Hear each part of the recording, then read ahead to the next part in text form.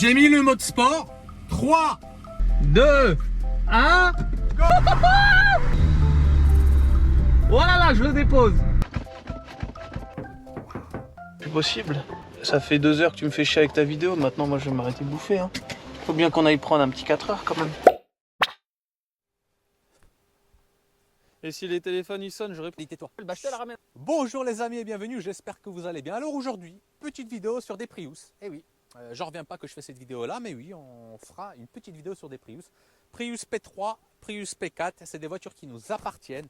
Ça fait 1 an que j'ai celle-là, et toi ça fait combien de temps que tu as celle-là? Ça fait un moment. Oh, ça fait quand même un moment. Je Ça sais fait pas un exactement, mais ça fait un moment.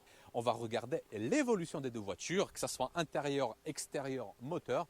Et puis on fera quand même un petit duel de puissance au niveau des batteries, si on arrive à les charger à bloc, et puis de départ arrêté. On fera un départ arrêté avec les Prius, parce que théoriquement celle-là, elle marche beaucoup plus fort, vu qu'elle est beaucoup plus légère et plus puissante. 136 chevaux, c'est ça? Exactement. Contre 122 chevaux. Donc les moteurs thermiques, en vrai, ils font 98 et 99 chevaux, c'est la même cylindrée. Par contre, c'est au niveau électrique que ça change.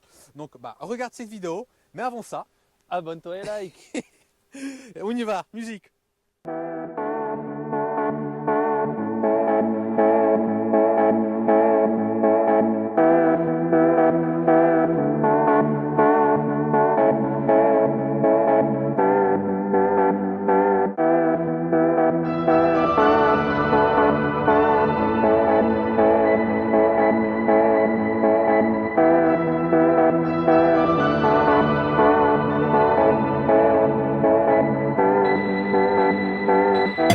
Alors les amis, avant de vous montrer les voitures de beaucoup plus près, on va vous parler de notre achat et pourquoi on a acheté ça. Alors moi, pour ce qui me concerne, c'était une alternative.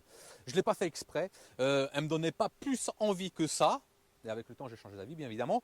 Mais comme je t'ai dit, c'était une alternative pour remplacer la John Cooper Works que je possédais avant. Donc tu as vu certainement l'achat aux enchères si tu es abonné de cette chaîne-là. Si tu ne l'as pas vu, regarde. Et donc la voiture, en fait, elle faisait des trop petits trajets. Ma femme, elle avait changé de job. Le travail où elle travaille, c'était à 4 km. Aller-retour, tu as bien compris que la voiture, elle avait quasiment pas le temps de chauffer. Et il fallait une autre voiture ou une voiture ancienne. Mais c'était pas possible parce que voilà. Et en voiture récente, j'avais peur en fait d'acheter une Renault, une Peugeot, enfin un PureTech, un truc qui va s'encrasser et puis que je serai emmerdé. J'ai trouvé cette voiture aux enchères, donc très loin d'ici. Et donc, je me suis lancé à l'enchérir. Elle me revient à moins de 15 000 € avec la révision de chez Toyota qu'on a fait récemment, la carte grise, etc. Et en gros, on n'a jamais eu de soucis en 1 an de temps presque. En 1 an de temps. Et je vais vous dire même limite plus, j'en suis vachement satisfait, content et j'ai le plaisir de la conduire. Ça peut être bizarre, mais on se sent vraiment bien dans la P4. Si vous êtes intéressé pour en acheter une, allez l'essayer, vous verrez que c'est une voiture super agréable. Toi, c'est quoi ton témoignage pour ta P3? Attends, je me mets là. Moi, on va bafouiller un peu, mais on vous explique quand même. Non, moi ma P3, je l'ai achetée en fait en début 2017, elle avait 101 000 km. Et je l'ai achetée pour une seule et unique raison, c'est qu'elle n'était pas chère. Je l'avais achetée 6 000 € et je m'étais dit tiens, il y a peut-être moyen de gratouiller un petit peu là-dessus. Sauf qu'au final, plus je m'en servais et plus je me disais que c'était une bonne bagnole et une bonne bagnole à garder. Et tu vois, elle est toujours là. Et maintenant, elle a 160 000 km et je compte toujours pas la vendre parce que je l'ai achetée 6 000 € et à l'heure actuelle, ça vaut toujours quasiment le même prix. Donc je ne m'amuserai pas à la vendre. C'est franchement une bonne bagnole. Même si c'est une entrée de gamme, c'est vraiment une bonne bagnole. Ouais, parce qu'au final, mécaniquement parlant, c'est toujours pareil, la ventile, la position de conduite, tout ça, c'est juste les matériaux qui changent. Pour ceux qui aimeraient en acheter une, parce que c'est une voiture assez ancienne, elle est de 2009, au niveau de la batterie, parce que c'est ça en fait le sujet là-dessus, t'en es où? Changé, pas changé? La batterie, pas changée, aucun souci. La seule chose, c'est qu'elle a toujours été entretenue chez Toyota en concession tous les ans, ce qui peut éventuellement permettre de faire des mises à jour de batterie, de logiciels, et en fait, ce qui permet de t'assurer que ta batterie elle est vraiment en bon état. Et lors de la dernière révision, ils ont fait effectivement les tests de batterie, et il n'y a rien à dire. À l'heure actuelle, elle est encore en très bon état. Ouais. Moi, au niveau de ma révision, pareil, donc chez Toyota, en sachant que la voiture, je l'ai utilisée sur 10 000 km en une année. Bizarrement, elle roule beaucoup plus que la Mini parce qu'elle fait des longs trajets, je sais pas. On aime bien rouler avec. Et c'est vrai que Toy, ils ont changé des filtres. Il y a des filtres de batterie là-dessus, au niveau des ventilos. Et ils te donnent une sorte de papier en fait avec la santé de ta batterie. Donc quand on va chez Toyota, normalement, voilà, s'il y a un problème avec la batterie, il y a peut-être une participation, alors ça à voir. En tout cas, moi sur la P4, c'est ce que j'ai compris d'après le chef d'atelier. Et c'est vrai que c'était pas très onéreux, mais il faut faire les vidanges assez souvent par contre.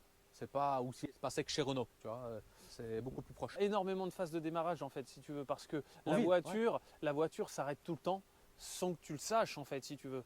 Tu roules, si tu es à moins de 50-60 à l'heure, la voiture casse-coupe, tu roules en électrique et après quand tu redemandes de la puissance, elle redémarre. Donc ce qui fait que sur 10 km, ta voiture elle peut s'arrêter peut-être 20 fois. Et c'est pour ça que les périodicités d'entretien sont assez rapprochées, hein. Faut y aller une fois par an parce que l'huile c'est de la 0,20 et elle a tendance à se désagréger plus vite que de la 5,40 sur un diesel classique. Théoriquement, des voitures écologiques, donc elles doivent bien pénétrer dans l'air.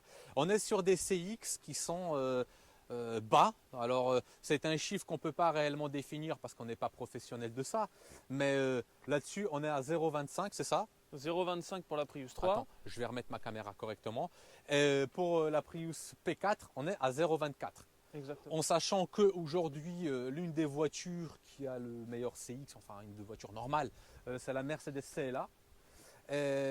On parle de ça parce qu'au final, il n'est pas si fou que ça, le CX de ces deux voitures-là. Car dans les années 80, fin 80, rien que je prends comme ça au hasard, Opel Calibra. Ça faisait 0,26. Voilà. Donc le taux de pénétration dans l'air était déjà très très bon. D'où les grosses vitesses de pointe de ces voitures-là. Ouais, donc t'imagines. Et je veux en revenir à quoi? Je veux en revenir tout simplement à que cette voiture-là, elle a un chiffre quand même qui est mieux que celui-là, mais je ne le trouve pas si fou. Alors, vous me direz, effectivement, elle est plus basse, enfin, voilà, elle est beaucoup plus aérodynamique, elle a des lignes qui ne restent pas, enfin, hein. Ah, c'est des lignes complètement à la con. À mon avis, en fait, c'est le designer de la Toyota Mirai qui a sorti celle-ci parce qu'elle y ressemble comme deux gouttes d'eau, c'est les mêmes traits, les mêmes lignes. Et à mon avis, le mec, ils ont dû lui dire bah vas-y, carte blanche pour la Prius 4. Et puis le gars, il a ressorti son vieux brouillon. Il a dit bah la Mirai, c'est pas mal. Hop, on fait une Prius. Alors, je ne sais pas si c'est vraiment vrai, mais en tout cas, elle est beaucoup plus compliquée que la P3. Il y a chaque morceau, chaque centimètre carré de cette voiture-là, moi en tant que carrossier, je peux te dire, est une épreuve en fait pour un carrossier ou un peintre. Par exemple, regarde le capot. Tu vois, là il est plat, là il est arrondi, là il y a une arête, il est encore arrondi. Le pare-choc, c'est la même histoire. Les optiques, laisse tomber. Ils sont en 3D, mon frérot. C'est pas plat en fait devant. Sorti la serpe pour les portes. Il y a des arêtes partout. Par exemple là, tu as une arête comme ça, tu as des arêtes dans la portière sur la longueur, tu as des arêtes qui partent du bas de caisse, qui coupent la porte en comme ça. Le toit, il est bizarroïde. Les ailes arrière, on en parle du coffre. Oh, putain, moi je trouve ça immonde. Moi j'aime bien. Au début, j'étais pas fan et je préfère par exemple l'arrière de la Prius rechargeable. Tu vois. Il est légèrement différent, mais ceci dit, maintenant je m'y suis fait, il y a juste une seule crainte que j'ai, c'est sur les parkings, si quelqu'un en fait me tape là, que ça me pète le feu. Mais à part ça, je m'y suis fait et franchement j'aime bien. Le pare-choc arrière, il est un tout petit peu léger au niveau du plastique, mais bon ça c'est du toy, tu vois, quand tu touches, bah voilà, c'est pas terrible. Mais bon, ça fait partie de la voiture. Les jantes en 17, j'aime bien. Ceci dit, je consomme théoriquement beaucoup plus. Ouais, c'est même pas des caches plastiques, hein. C'est des vraies jantes alu. Hein. Alors non, là c'est aluminium et là c'est un cache plastique. Ah quand même. Ah oui, merde. Lui, parce que j'avais pensé à le repeindre, le mettre en fluo, je sais pas, enfin faire un truc. Donc voilà. Au niveau de la console, donc moi, j'arrive pas à faire les consos qu'on vous sort sur les blogs ou autres. Je suis pas à 3 litres, hein, je vous le dis tout de suite. La seule fois que j'ai réussi à faire un 3 litres 7, moi personnellement, c'était à Paris, dans les bouchons, dans la ville, tout ça, parce qu'elle était vraiment en mode hybride. Ici, à la campagne, moi perso, je tourne à 4 litres 5 sans aucun problème. Sans aucun problème, pas plus. J'ai jamais fait par exemple du 6 litres, si une fois sur l'autoroute à 150, mais c'est tout. Toi, la ligne par rapport à celle-là, elle est beaucoup plus simple. C'est à peu près la même idée au niveau de la fluidité, comme ça, tu vois. Les Prius, elles ont toujours été comme ça. Mais ceci dit, il n'y a pas beaucoup d'arêtes. C'est assez simple. Les devants des optiques, par exemple, ça nous fait penser aux A26 de l'époque, enfin, tu vois, aux RIS, toutes ces voitures-là. Et puis, voilà, il n'y a pas grand-chose à dire. Enfin, c'est assez plat. C'est pour ça que je disais tout à l'heure que c'était relativement fade à l'extérieur, surtout en blond. Mais voilà, c'est efficace, quoi. Il y a des gens qui aiment bien ce design-là et pas l'autre. Et les autres, bah, ils préfèrent celui-là que celle-là. Aussi, on peut remarquer un truc, regarde, que toi, la tienne, au niveau des arêtes, là, elle plonge moins que l'autre. Effectivement. Tu vois, l'autre, elle fait un peu le cockpit de l'Alpha GTV. Je te jure que c'est là. En fait, on dirait qu'elle est comme ça, la voiture. Tu vois, ça se voit pas parce qu'elle est noire. Mais quand on regarde les lécheurs, on voit bien que ça plonge plus comme ça. En fait, tout l'ensemble de la ligne plonge. Donc voilà. Toi, au niveau de ta console, t'es à combien? Alors, bah, moi je triche un peu en fait parce que lorsqu'elle était, disons, au sans-plomb classique, j'étais aux alentours de 5 litres, 5 litres 5. Et maintenant j'ai fait faire une modification pour rouler à l'éthanol et je suis plus là sur 1500 km. Si on regarde mon compteur, je dois être à 6 litres 3 ou 6 litres 4. Donc c'est quoi comme modification? Tu t'as acheté un petit boîtier sur Non, AliExpress? pas de boîtier, pas de ceci, pas de cela. Là-dessus, vu que c'est ma voiture vraiment de tous les jours, j'ai voulu garder la fiabilité. Je l'ai fait vraiment reprogrammer par un professionnel qui a fait vraiment une gestion sur mesure, spéciale disons pour les Prius. Et du coup, forcément, qui dit éthanol dit légère surconsommation. Mais au final, à 60 centimes le litre, je préfère consommer un litre de plus que la moyenne au sans-plomb. Mais par contre, le tarif au 100 km, eh ben, il est bien moins bas. D'accord. Au niveau du coffre, on va commencer par le coffre pour les familles, parce qu'il y a peut-être des familles, des gens, des mamans, des papas, tu vois, pour le charger. Donc toi déjà, ça se passe comment? On va commencer par celle-là au niveau du coffre. Bah, il se lève quand même bien haut aussi, toi. D'accord? Assez grand. Assez grand. Ouais. Et je le trouve un peu plus haut que la mienne au niveau de la hauteur. Alors toi ici, d'accord, tu as un petit rangement, mais c'est plus pour des produits. Bon, c'est plus pour foutre de la merdouille en fait. Hein. Tu vois, tu peux l'ouvrir. Voilà. Tu as une roue de secours toi ou pas? J'ai une roue de secours là-dessous. Ouais. J'ai une roue de secours là-dessous. Alors si tu as 5 minutes, j'enlève tout mon merdier et je te montre. Non, Il n'y en a pas pour long. Voilà. Oh, bah, il va falloir que j'enlève la mienne aussi. Tac, ouais, non mais c'est pas compliqué. Tu vois, tu montres, en fait, tout le monde peut le faire. Hein, voilà. D'accord. Voilà. Donc le coffre, il est très profond.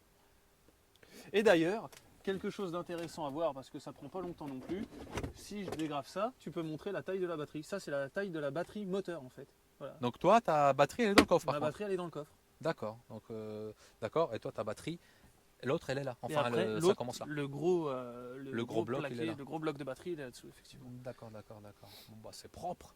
Ça rouille pas. Bah non, ça rouille pas. Hein. Et c'est d'origine. Pourquoi voudrais-tu que ça rouille? Je sais pas. Enfin, je dis ça comme ça, mais bon. On n'est pas sur une alpha. Hein. Bon, maintenant, il faut que je m'amuse à remonter tout ça. Alors, continue sur la tienne. Moi, je vais voir la mienne. Donc moi, la mienne, le haillon, il s'ouvre aussi haut. Donc c'est pareil, j'ai du bordel moi. Mais il s'ouvre très haut. Donc ça, je trouve ça abusé. Ils auraient dû foutre deux positions différentes. Mais ceci dit, je le trouve un peu plus spacieux moi visuellement. Alors c'est peut-être le noir qui fait ça. Mais si on enlève tout le bric-à-brac, les hélices de drone, enfin tout le bordel. Les marrons, tiens, regarde-moi ça. Ma fille me met des marrons, enfin bref. Hop. Bah moi c'est foutu comme ça. Ouais, au final, il a autant de bordel que moi, lui. Ouais, attends, tu peux tenir la partie supérieure? Ouais, quitte anti-crevaison. Voilà. Moi, il n'y a pas de roue de secours. Tu vois, c'est vraiment comme ça. Il n'y a rien à faire. Là, tu peux y aller, il n'y a rien. Ouais, c'est vraiment des blocs de polystyrène. Ouais. Et donc, toi, tu vois, demain tu crèves, bah, tu seras moins emmerdé que moi. Ah ouais. Bon. Après, l'idée de ça, c'est la même. Hein. On a le même vieux tapis tout pourri. Ouais, mais ça, c'est bon, ils vont te dire que c'est pour le poids, mais mine de rien, c'est pratique. Tu vois, Ouais, c'est un petit pratique. Au moins, ça cache ce que tu as dans le coffre. Ouais. Non, ce qui n'est pas pratique, c'est que du coup, c'est pas très bien guidé. Tu sais jamais comment le mettre. Ça, ouais, c'est un c'est peu la pas merde. foutu dans un rail. Et comme je disais, bah, à la hauteur du, tu vois, comment il s'ouvre. Ouais, il s'ouvre beaucoup plus haut. Ouais. Il s'ouvre très haut. Et pour les gens qui font 1m50, bah, laisse tomber, quoi. C'est trop.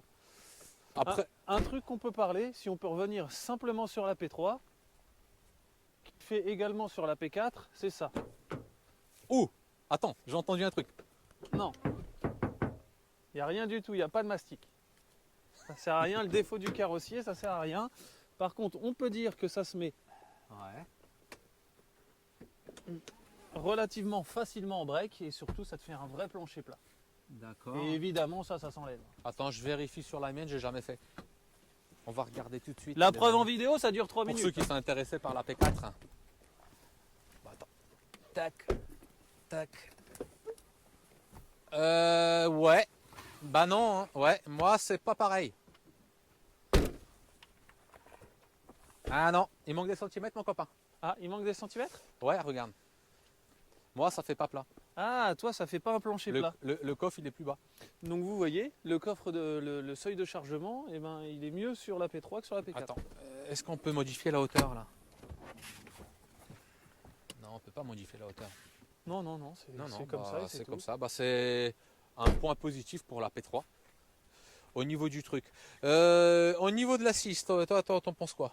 Au niveau de l'assise, À l'arrière. écoute, moi je suis 1m70, donc on va regarder. Hein. On est pas mal. On est pas mal, on est bien englobé, par contre c'est des vraies places derrière. On Ouais, sent que alors c'est vraiment baqué, je sais on est pas vraiment si pas en mal. tissu par contre c'est pareil, mais en tout cas les cuirs c'est vrai qu'on est pas mal. Ouais. Ouais, on est bien. On est bien. Fais voir l'assise d'une P3 comparée à une P4. On vous fait le truc en direct, hein. Là il n'y a pas de. On triche pas de toute façon, Là on triche pas. Hein. on vous vend pas les voitures mais bon. Eh ben on est pas mal installé non plus, on est bien. On est bien moins incurvé par contre, tu vois, le siège il est beaucoup moins baqué, type D'accord, et au baqué. niveau de la hauteur, Et au niveau de la hauteur, elle est on plus est basse. sensiblement pareil. Il y a un sentiment d'espace dans la Prius 3, en fait, dans la mienne, parce que les vitres ne sont pas teintées. Tandis que dans celle de Christian, du fait que tout est noir, tu as l'impression d'être un peu plus confiné. Tu trouves toi? Moi pourtant à l'avant, enfin on en parlera tout à l'heure, mais moi dans la tienne j'ai l'impression que je suis plus justement dans un cockpit, tu sais, qui est en train de m'enfermer dans la voiture. Bah, Mais pour parce les que- places arrière, en tout cas. Parce qu'à l'avant, regardez, elles sont pas conçues de la même manière. En fait, elles sont vraiment différentes. Hein. C'est pas du tout les mêmes voitures. Il y a juste le nom commercial qui est identique, mais c'est tout. Donc là, on a un tableau de bord qui descend vraiment un peu comme les Volvo. C'est un petit peu la même idée, qui va en fait jusqu'à la coudoir centrale. Et on a un petit rangement sous sous le levier de vitesse, enfin, sous le sélecteur. Oui, sous le comme on sélecteur de vitesse. sous le sélecteur. Donc tout est un petit peu incurvé vers le conducteur, ce qui est sympa. Hein. C'est super sympa, j'aime bien. Avec les petits traits là, en fait, en imitation aluminium. Voilà, exactement. Euh, Parce que tout est en plastique, hein, par contre. Et puis voilà, tableau de bord, enfin le compteur central. Une boîte à gants, la partie haute aussi est s'ouvre, tu vois, donc elle est en deux. Je ne sais pas si la phase 2 fait pareil, mais en tout cas sur celle-là c'est comme ça. Un petit rangement là. Tu as un grand rangement là. Ouais, tu peux, si tu appuies, Comment tu ça lèves, marche? tac, D'accord, ça marche tu comme ça. lèves, vas-y, lève, tac. D'accord, et tu as un rangement comme ça. Et dans les portières, les amis, attendez. Ah, par contre, dans les portières, vous voyez, il y a un tout petit rangement. Donc, tu vois mon point. Il rentre pile poil. C'est des deux côtés, ça fait ça? Des deux côtés, ça Dans fait les ça. portières arrière, il n'y a pas. Et là, c'est pareil. D'accord. Le frein, c'est exactement le même. Donc, c'est une pédale hein, qu'on pousse. Et puis, au niveau du volant, bah, c'est comme à l'époque. Tu as le régulateur, toi? Ouais, je l'ai rajouté. Ça, on pourra en discuter, puisque à la base, il n'y avait pas de régulateur, et c'est moi qui l'ai rajouté. Je l'ai rajouté d'ailleurs Bon. pour ceux que ça intéresse. Hein, j'ai demandé plusieurs fois chez Toyota, on m'a dit que c'était très compliqué, que ça coûtait très cher. Et pour dire, il n'y a pas très très longtemps, et ça doit faire que 2 ans que je l'ai monté, je suis tombé sur une vidéo d'un Américain sur YouTube qui installait un régulateur de vitesse. Et en fait, il n'y a pas plus simple que ça. Tout est pré-câblé. Vous avez juste à connecter vraiment le petit interrupteur. Et tac, vous Et avez t'as le régulateur. déjà les capteurs pédales. Il y a déjà tout est monté dessus, il n'y a besoin d'aucune reprogrammation et je peux même vous dire le prix, je l'ai acheté 15 € sur AliExpress. Bon bah là les amis par contre tu vois c'est au moins ça si tu as une Prius et tu regardes la vidéo, t'as pas de régulateur et ben voilà dans les commentaires laisse-moi le truc et puis bah, je te mettrai en contact avec lui par mail ou par tout ce que Pas de tu veux. problème. Il t'expliquera exactement tout ça. Tu peux donner la clé juste pour que je montre comment c'est foutu à l'intérieur et puis que je la recule parce qu'après on montrera les moteurs. Hop, donc la clé elle ressemble énormément à la mienne. Le levier pareil, bleu. Hop, je recule tout doux. Voilà.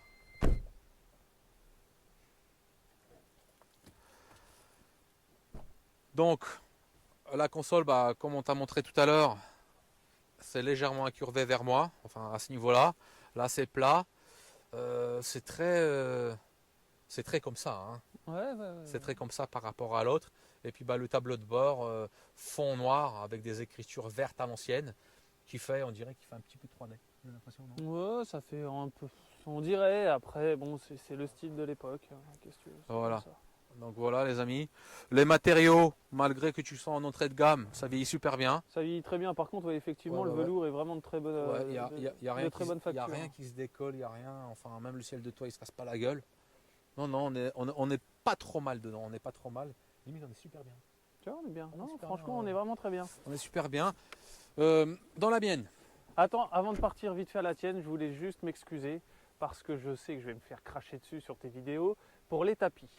Hein, les tapis.